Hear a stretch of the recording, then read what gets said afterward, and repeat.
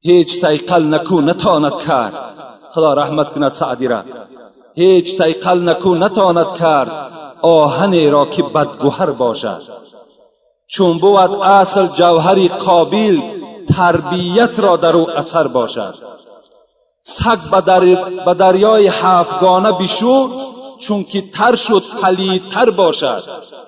خر عیسی گر برش به مکه گرچه آید هنوز خر باشد. عاقلان این سخن نکو دانند زاده خر همیشه خر باشد. دلی به عشق او بادا کفیده. حضرت جنونی میگوید همین مسلمانی که در دلش عشق خدا نداشته باشد بادا کفیده. خدا این دل کفانده بگرداند. دلی به عشق او بادا کفیده، زبان به ذکر او بادا کشیده. نریزد آب دیده کور بهتر، تنی به طاعتش رنجور بهتر. اگر مسلمانی که در چشم او آب چشم نباشد، از قیامت نترسد، از گور نترسد، نریزد آب دیده کور بهتر. برای این همون کور بودن بهتر بود. نریزد آب دیده کور بهتر، تنی به طاعتش رنجور بهتر. تنی که طاعت نداشته باشد، عبادت نداشته باشد، فقط به کار دنیا مشغول باشد، این خیل بدن گفتن حضرت فلج بدنش بهتر است. بود بر مرده غافل کفن حیف، به حلق کشته دنیا رسن حیف. دنیا انسانی که از دنیا غافل میگذرد برای او کفن حیف میکنه. انسانی که از دنیا فقط برای همین طله و تاراج دنیا گذشت، او رشته همین دنیایی را میگد حیف میکنه. از این خاطر چی میگوید مولوی؟ از این گویم به نیکان زود آمیز. مادامی فهمیدی که همنشینی با آدمی خوب، همنشین در مجلسی نیک اینقدر جزای نیک داشته باشد، از این گویم به نیکان زود آمیز. اگر پا داری از بد دور بگریز. اگر نصیحت مولوی را گوش کنید، میگوید مادامی که اگر این صحبت ها را که شما درک کرده باشین، از نزد علما دور نروین. با بدان کم نشین که صحبت بد گرچه پاکی تو را پلید کند، آفتابی بر این بزرگ را پاره ابر ناپدید کند. این حضرت ها بیهوده نگفتند. صحبت های آدم ناخوب برای خود اختیار نکنین. این صحبت بهترین صحبت برای شماست. زی ذکرم آن که رو تابد به دنیا، به فردا حشر سازم زشت و اعما. زی زیری خاک خیزد دیده اش کور، سیاه گشته دلش چون لیل بی نور. کند ناله همین بنده به مولا، که حکمت چیست چشمم کرده اعما. این بنده ای که از خاک سر می بردارد و چشمهای نابینا دارد، باز ناله می کرد از خدایا چرا که به دنیا داشتم دو چشم بینا، بکردی کورش ای دارنده من. ای دارنده من، ای ذات پاک، من به دنیا چشمهای بینا داشتم، چرا اینها را تو کور کردی؟ خدا گوید ای مخلوق نادان، به دنیا دادم نعمت فراوان. بدادم دست و پای و چشم بینا، دلی دانا زبانی ساز و گویا. بفرمودم تو را بر ذکر گویی، زی دشمن اعتراض و دوست جویی. به دنیا کرده ای ما را فراموش، منم سازم تو را اینجا فراموش. جهان ای برادر نماند به کس، دل اندر جهان آفرین بند و بست. مکن تکیه بر ملک دنیا و پوشت، که بسیار همچو تو پرورد و کشت. چو قصد رفتن کند جان پاک، چه بر روی تخت مردن چه بر روی خاک. کسی پرسید از سلطان ابرار، شدم درمانده یک امر دشوار. ندانم من سعیدم یا که بدبخت، بهشتیم و یا در عقبه سخت. یک جوان، یک مرد نزد پیغمبر خدا آمده بود است. حضرت مولوی میگوید و پرسان کرده بود از پیغمبر خدا من از تو یک سؤال دارم، نمیدانم که بدبخت هستم یا نیکبخت، نمیدانم که بهشتی هستم یا دوزخی هستم. پیغمبر خدا برای من خبر بده. پیغمبر خدا چی گفته بود است؟ بگو حضرت معالایی به هر دیگ، دلی خود عرضه کن بر صحبتی نیک. اگر مائل شود دل نیک بختی، بکش سوی عزیزان زود رختی. دلت گر صحبتی نیکان نخواهد، بدان که دوزخی سوزان بخواهد. پدر را یک شب او دید در خواب فرزندش، پدر را یک شب او دید در خواب، پریشان حال بین جمع احباب. بگفتش ای پدر حالت، بگفتش ای پدر چون است حالت، چرا زرد است گلگونی جمالت. فرزند میگه در شب پدرش دید که بی نهایت بین دوستهای خدا بود و گویا که چیزی را گم کرده باشد، پریشان بود.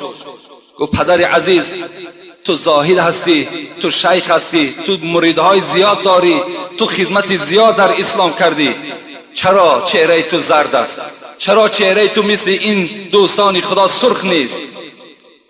بگفتش صعب شد کار ای جگربند، بگفتش صعب شد کار ای جگربند، همان دم کی جدا شد بند از بند. وقتی ای بند من، ای جگربند من، وقتی مرا در لحد گذاشتی به نهایت کار من مشکل شد. پدر گفت چگونه مشکل شد؟ ندای شد چه آوردی به درگاه؟ وقتی شما مرا پسی سر کردین، مرا تنها که در اون خانه قبر گذاشتین، از جانب خدا ندای شد، ندای شد چه آوردی به درگاه؟ چی داری از عبادت توشه راه؟ از من پرسان کردن ای شیخ توشت پیشنهاد کن، عملهات نزد ما اظهار کن، چی داری از توشه راه؟ بگفتم 60 حج کردم خدایا، بگفتم 60 حج کردم خدایا، نماز و صوم و طاعت، زهد و تقوا. پروردگارا تو دانا هستی، من در عمر خودم 60 بار حج کردگی هستم. تمام شب با نماز بودم، روزها با روزه بودم، تقوا داشتم، حلال رفتار بودم، حلال گفتار بودم، تمام وظیفه های اسلامی من انجام دادم. جواب آمد. وقت شیخین پیشنهاد کرد جواب از خدا چی آمد؟ جواب آمد نشد این جمله مقبول. ای شیخ گفت این 60 حج تو، این مهنت و زحمتی تو در نزد خدا قبول نشدن. جواب آمد نشد این جمله مقبول، بیار لایق ترین شایسته محصول. لایق ترین شبیار، شایسته ترین شبیار، این 60 حج تو به درگاه من قبول نشده است. بلرزیدم به خود زان وهم چندان. به فرزندش حکایت دارد، بلرزیدم ز وهم با خود چندان، شکست از زلزله سرهای دندان. چنان فرزندم، چنان یک هیبت، چنان یک دهشت مرا در داخل قبر فرا گرفت که این دندانهای شکسته پدرت از لرزه همون است. ندا آمد. بعد این چی ندا آمد؟ ندا آمد که روز یاد داری ای شیخ، یک روز را یاد داری. ندا آمد که روز یاد داری، گرفتی خارک از راهگذاره، گرفتی خارک از راهگذاره. پذیرفته شدی زان نیک نیت، بکردم جای تو در قصر جنت.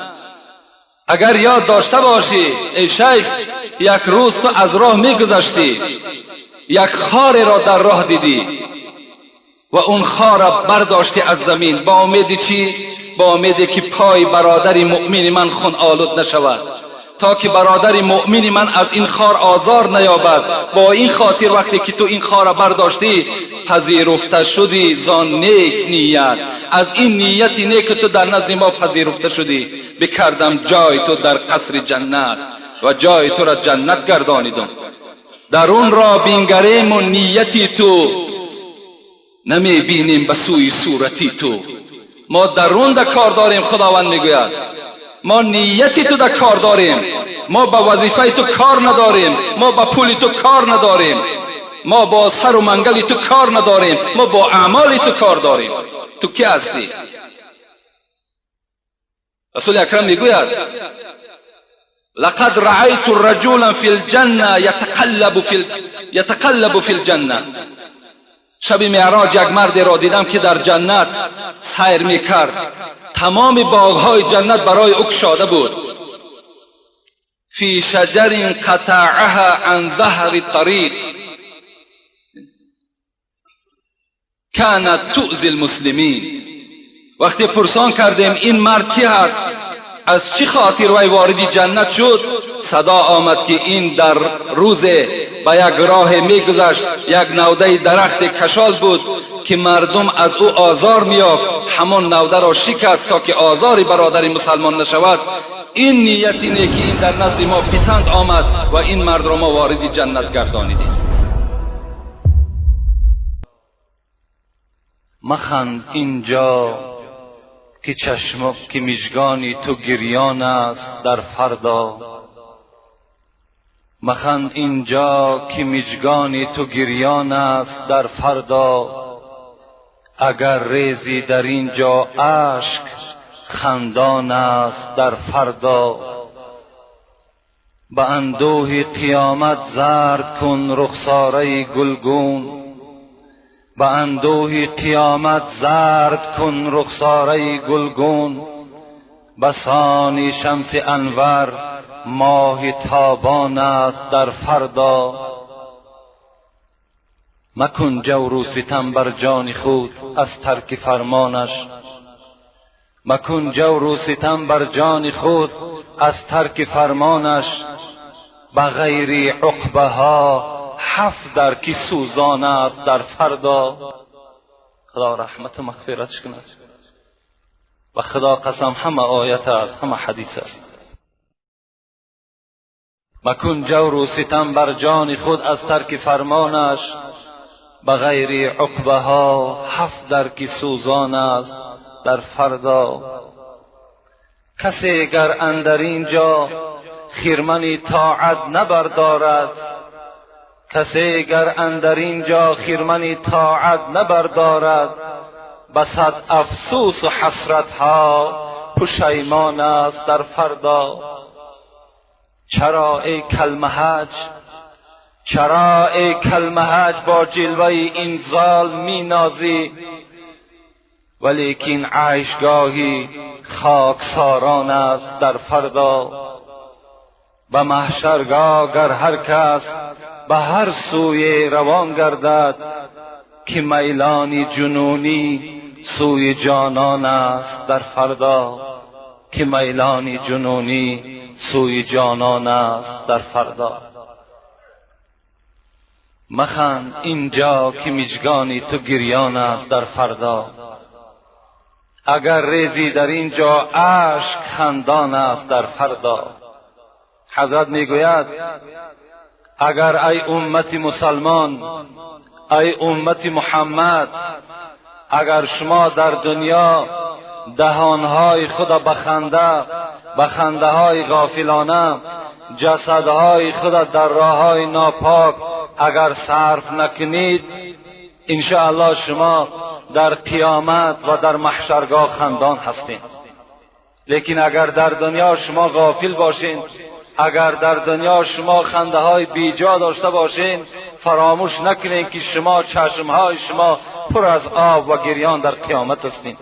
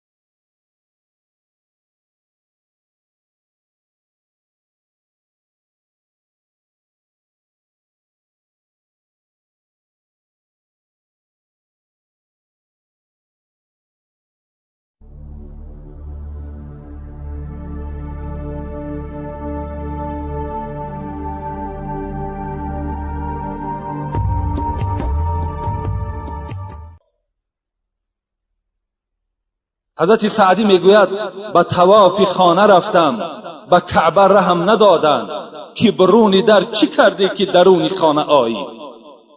من وقتی خانه کعبه رفتم، خانه کعبه مرا نگذاشتن که خانه کعبه درآیم. برای چی؟ برای تو چگونه مسلمان هستی، چی خدمت در اسلام کردی که امروز طواف زیارت کعبه آمدی. هیچ سیقل نکو نتواند کرد، خدا رحمت کند سعدی را، هیچ سیقل نکو نتواند کرد آهنی را که بدگوهر باشد. چون بود اصل جوهری قابل، تربیت را در او اثر باشد.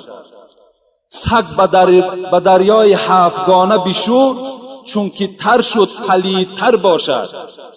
خر عیسی گر برش به مکه، گرچه آید هنوز خر باشد.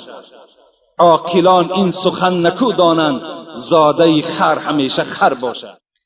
دلی به عشق او بادا کفیده. حضرت جنونی میگوید همین مسلمانی که در دلش عشق خدا نداشته باشد بادا کفیده. خدا این دل کفانده بگرداند.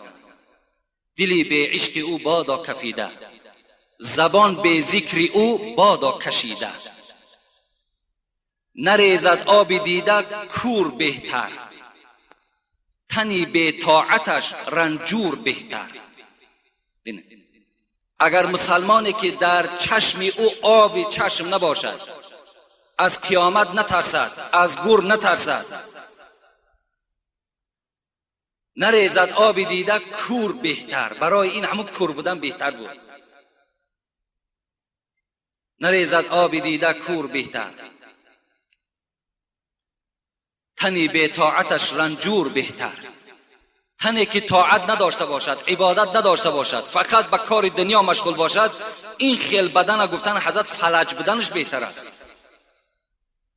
بود بر مرده غافل کفن حیف، به حلق کشته دنیا رسن حیف.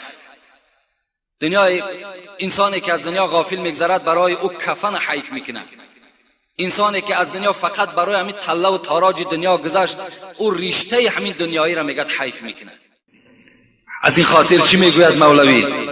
از این گویم به نیکان زود آمیز. مادامی فهمیدی که همنشینی با آدمی خوب، همنشین در مجلسی نیک اینقدر جزای نیک داشته باشد، از این گویم به نیکان زود آمیز. اگر پا داری از بد دور بگریز.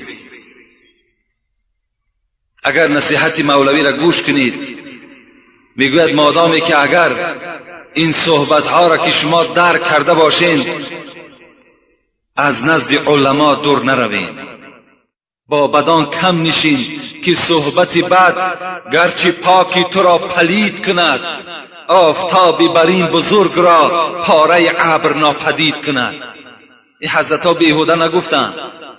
صحبت‌های آدم ناخوب برای خود اختیار نکنین. این صحبت بهترین صحبت برای شماست. زی ذکرم آن که رو تابد به دنیا، به فردا حشر سازم زشت و اعما. زی زیری خاک خیزد دیده اش کور، سیاه گشته دلش چون لیل بی نور. کند ناله همین بنده به مولا، که حکمت چیز چشمم کرده اعما. این بنده ای که از خاک سر می بردارد و چشمهای نابینا دارد، باز ناله می کرد از خدایا چرا که به دنیا داشتم دو چشم بینا، بکردی کورش ای دارنده من. ای دارنده من، ای ذات پاک، من به دنیا چشمهای بینا داشتم، چرا اینها را تو کور کردی؟ خدا گوید ای مخلوق نادان، به دنیا دادم نعمت فراوان. بدادم دست و پای و چشم بینا، دلی دانا زبانی ساز و گویا. بفرمودم تو را بر ذکر گویی، زی دشمن اعتراض و دوست جویی. به دنیا کرده ای ما را فراموش، منم سازم تو را اینجا فراموش. جهان ای برادر نماند به کس، دل اندر جهان آفرین بند و بست. مکن تکیه بر ملک دنیا و پوشت، که بسیار همچو تو پرورد و کشت.